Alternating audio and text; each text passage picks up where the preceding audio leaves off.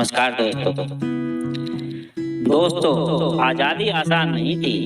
लाखों ने खून बहाया, करोड़ों ने सपने संजोए और तब जाकर यह धरती गुलामी के जंजीरों से आजाद हुई। लेकिन असली सवाल यह था, आजादी के बाद भारत को दिशा कौन देगा? विभाजन के दर्द से टूटा यह देश, भूख से जूझता किसान, सीमाओं पर खड़े जवान और करोड़ों आंखों में एक ही उम्मीद कि कोई हमें संभाले, कोई हमें आगे बढ़ाए। तभी कांग्रेस ने निस्वार्थ भाव से राष्ट्र की कमान संभाली।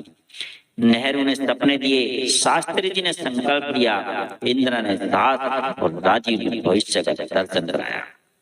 ये कहानी है एक ऐसे दौर की जब सत्ता राजनीति का साधन नहीं बल्कि सेवा का माध्यम थी। यह कहानी है कांग्रेस की, एक निस्वार्थ शासन की, नेहरू से राजीव तक की।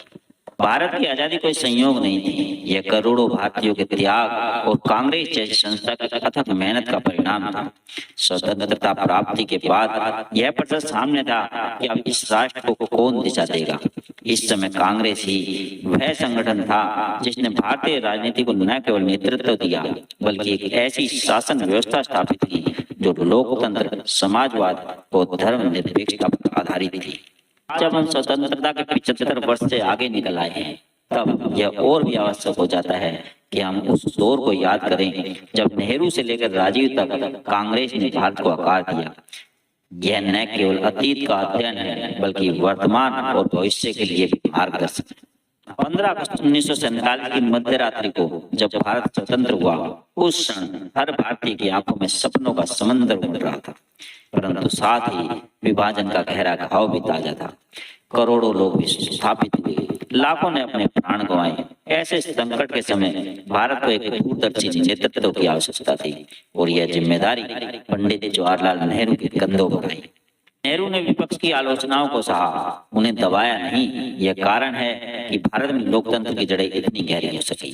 नेहरू का विश्वास था कि बिना आर्थिक विश्वास के स्वतंत्रता अधूरी है। उन्होंने सोवियत मॉडल से प्रेरणा लेकर पंचवर्षीय योजनाओं की शुरुआत की। पहली योजना 1951 से 56 कृषि सुधारों पर केंद्रित थी ताकि खाद्यान्न संकट से उबरा जा सके। दूसरी योजना 1956 से 61 औद्योगिकरण की ओर झुकी, भारी उद्योग, इस्पात संयंत्र, बिजली योजनाएं हैं। तीसरी योजना 61 से 66 में विज्ञान और प्रौद्योगिकी को बढ़ावा दिया गया। उदाहरण के लिए भिलाई, राउरकेला और दुर्गापुर जैसे इस्पात कारखाने ने भारत के औद्योगिक ढांचे की नींव रखी। उन्होंने समझा कि आधुनिक भारत तभी बनेगा जब शिक्षा और विज्ञान को सर्वोच्च प्राथमिकता दी जाए। 1951 में IIT खड़गपुर की स्थापना हुई और आगे IIT कानपुर, बॉम्बे, मद्रास, दिल्ली तक आए।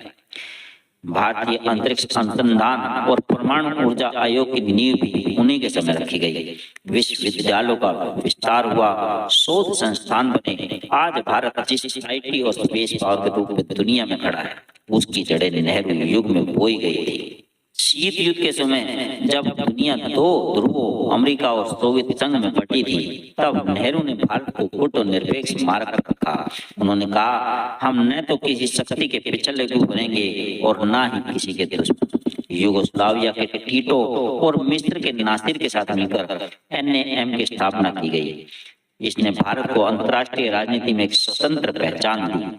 समाजवादी प्रयोगों पर यह आलोचना हुई कि उन्होंने निजी उद्योग को दबा दिया, जिससे आर्थिक विकास की गति धीमी रही। लेकिन इन आलोचनाओं के बावजूद नेहरू ने भारत को लोकतंत्र, आधुनिकता और वैज्ञानिक सोच का ऐसा ढांचा दिया जो आज भी हमारी पहचान है।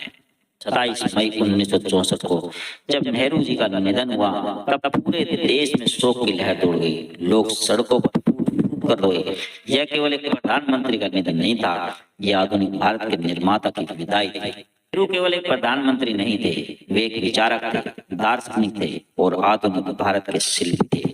उनका सपना था एक ऐसा भारत जो वैज्ञानिक सोच से संपन्न हो, आर्थिक रूप से आत्मनिर्भर हो और सामाजिक रूप से समानता पर आधारित हो।